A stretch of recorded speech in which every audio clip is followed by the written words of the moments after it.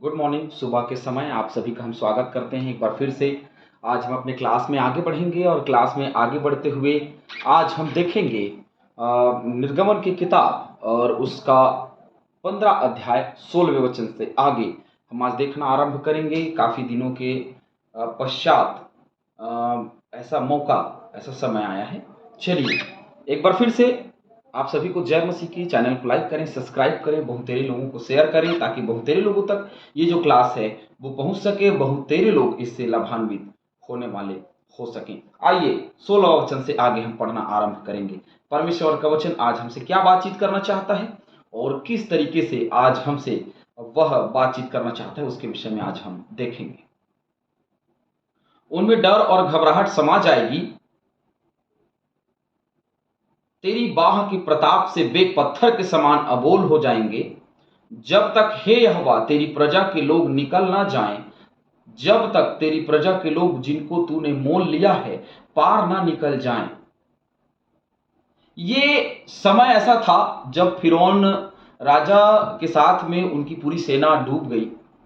तो उस समय ये एक गीत गाया गया और इस गीत में यह बताया गया, वर्णन किया गया कि कैसे परमेश्वर ने उनको छुड़ाया, कैसे उनको निकाला, इसके विषय में वर्णन है। और कैसे परमेश्वर ने उनके जीवन में कार्य को किया, इसके विषय में वो चर्चा कर रहे हैं। और ये कह रहे हैं कि उनमें डर और घबराहट समा जाएगी। किनमें? जो उनके विरोध में है।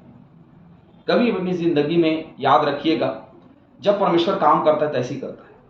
हमारे विरोधी यदि कोई है, हम प्रार्थना करते हैं, हमारे विरोधी यदि कोई है और हम परमेश्वर में बने हुए हैं, तो वो उनके मन में घबराहट डाल देता है, अपने प्रति डर डाल देता है और एक प्रकार से ऐसे उनके मन में होती कि ये परमेश्वर के लोग हैं। और परमेश्वर के लोगों के जीवन में हाथ डालना सही नहीं है। एक काम करते हैं, परमेश्वर के लोगों के जीवन में हाथ मत डालिए, उनसे अलग रहिए, ज्यादा बेहतर है। यदि उनके पास में हम जाते हैं तो समस्याएं बढ़ जाएंगी, इसीलिए हमको उनसे दूर रहना बहुत जरूरी है। और ये सोच करके वे सारे लोग उनसे दूर रहा करते हैं। अब यह है कि तेरी बाह के प्रताप से वे पत्थर के समान अबोल हो जाएंगे। वो कुछ नहीं बोलेंगे, इतना भय उनमें छा जाएगा तेरे प्रकोप के, तेरे प्रतापी काम को देख करके वो कुछ नहीं बोलेंगे, वो सब चुप हो जाएंगे। कुछ उन पे बोलने की क्षमता न रह जाएगी, क्योंकि परमेश्वर यहोवा जब गरजता है तो उसके सामने कोई बोल नहीं सकता, उसके सामने कोई खड़ा नहीं हो सकता। चाहे वो 300 योद्धा का 1,00,000 योद्धाओं को मार देना हो, चाहे एक व्यक्ति का 1,000 जवानों को, सैनिकों को मार डालने का हो, चाहे कुछ भी विषय हो, परमेश्वर हर जगह सर्व सामर्थी यहोवा है। और हर जगह परमेश्वर बल देने वाला, ताकत देने वाला और हर जगह अपने लोगों को बचाने वाला है। कुछ वचनों को हम पढ़ेंगे। भजन संहिता 74 का 2 निकालिए।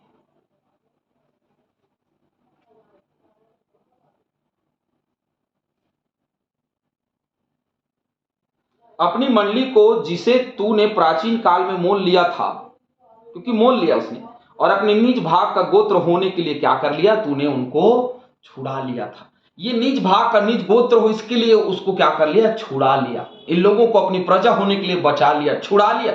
परमेश्वर जो है वो बचाने वाला और छुड़ाने वाला है, वो दोनों काम एक साथ करता है। वो बचाता भी और वो छुड़ाता भी। हालेलुया। उसने बचाया और उसने छुड़ाया भी। जैसे वो बचाता है वैसे छुड़ाता भी है। उसका काम है अपने लोगों को छुड़ाना, अपने लोगों को बचाना, प्रोटेक्ट करना। तब हम प्रार्थना करते हैं कि स्वर्गदूतों की बाड़ा हो। स्वर्गदूतों की बाड़ा होती है। दूसरा पतरस 2 का 1 निकालिए। चलिए एक और वचन हम पढ़ लेते हैं।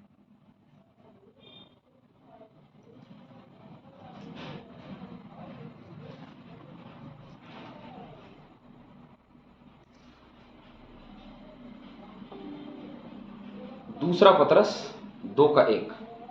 और जिस प्रकार उन लोगों में झूठे भविष्यवक्ता थे, उसी प्रकार तुम में भी झूठे उपदेशक होंगे, जो नाश करने वाले पाखंड का उद्घाटन छिप छिप कर करेंगे और उस स्वामी का जिसने तुम्हें मोल लिया है इनकार करेंगे और अपने आप को शीघ्र विनाश में डाल देंगे।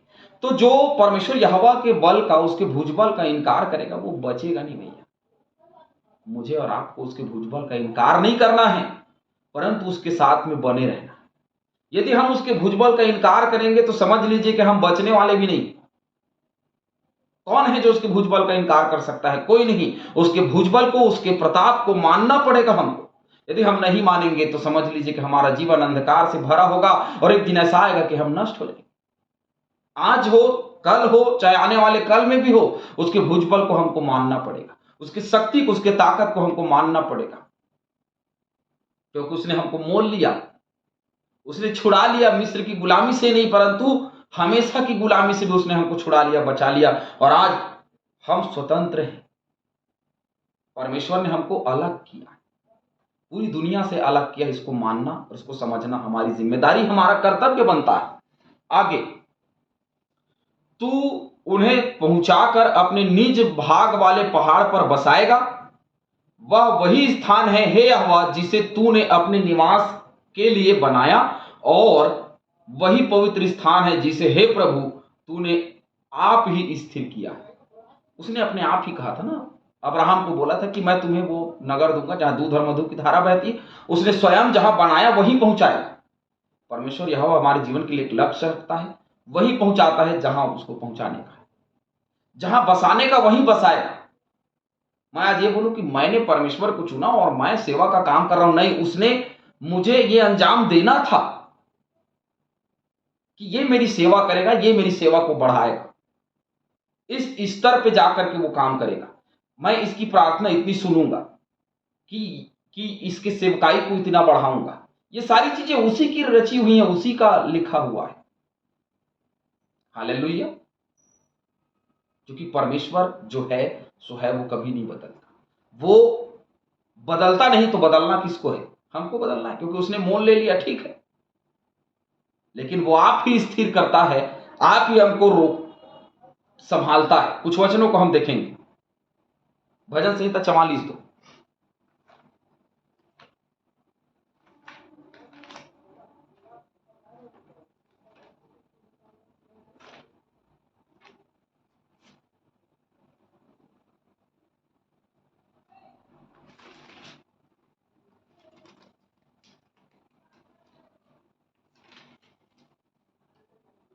तूने अपने हाथ से जातियों को निकाल दिया और इनको बसाया। तूने देश देश के लोगों को दुख दिया और उनको चारों ओर फैला दिया। दुख दिया और चारों ओर फैला भी दिया। जैसे समस्याएं उनके जीवन में थी, उन समस्याओं को दूर भी किया और उनको बढ़ाया भी। ये केवल तेरे हाथ का काम है, तूने ऐसा किया, तूने ही बढ़ाया, और कोई नहीं बढ़ाता, वही है जो बढ़ाता है। आगे 80 का 8 भी देखेंगे, भजन संहिता।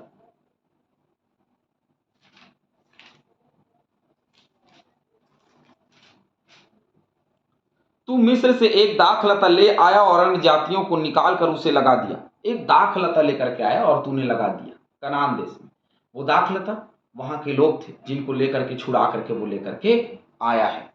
अब ये गीत गा रहे हैं, लेकिन बाद में, ये पौधा तूने अपने दाहिने हाथ से लगाया और जो लता की शाखा तूने अपने लिए दृढ़ की। तू ही है जो सब कुछ करता है, तू ही है जो दाखलता लगाता है, तू ही जो पेड़ लगाता है, तू ही है जो उसको बढ़ाता और फुलाता और फलाता है। केवल तू ही है, तेरे अलावा और कोई नहीं। यशायाह 5 का 2।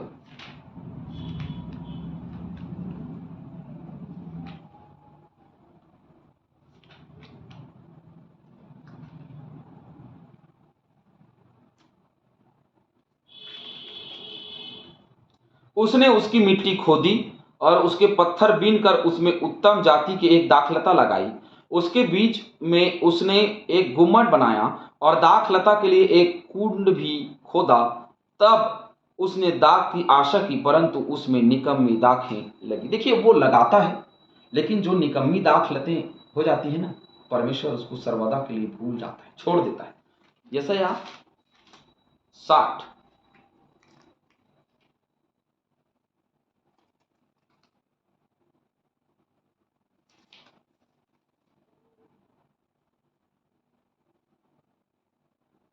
यशायाह 60 का 21।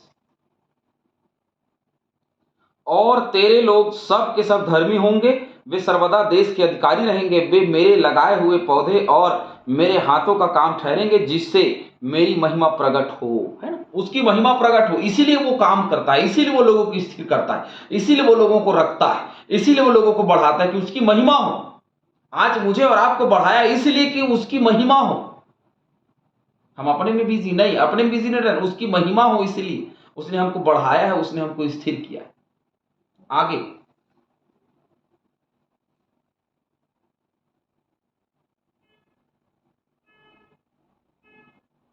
भजन संहिता 132 का 13 भी देखेंगे।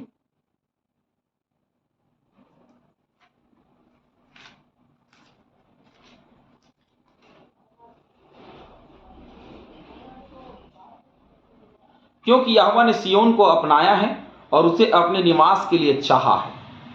सिय्योन को अपनाया और उसने अपने निवास के लिए उसको चाहा है, पसंद किया है। कुछ वचनों को मैं आपके सामने रख दूं जिसको आप अध्ययन के लिए पढ़ेंगे।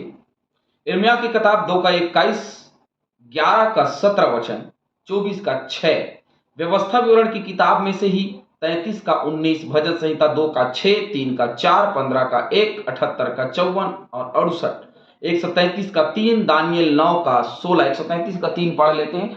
वो हेर्मोन की उस ओस के समान है जो सिय्योन के पहाड़ों पर गिरती है, यहोवा ने तो वही किया है ना। योवेल 2 का 1 पढ़ लीजिएगा। भजन संहिता 132 का 13 से 14, भजन 78 का 69 और 114 का 2, ये सारे वचन आप अध्ययन के रूप में पढ़ लीजिएगा, क्योंकि जितना ज्यादा आप अध्ययन करेंगे उतना ज्यादा आपको भी फायदा होगा, है ना। इसीलिए मैं बहुत सारे वचनों को नहीं ले रहा हूं, जो इंपॉर्टेंट है उन वचनों को लूंगा और बचत को आप लोगों के लिए रेफरेंस दूंगा। आप अध्ययन करेंगे, उस समय आप पढ़ेंगे। इस क्लास के द्वारा प्रभु आप सभी को आशीष दे, आप निरंतर आगे बढ़िए, प्रभु में आप सभी को शांति मिले। आमीन, हालेलुया।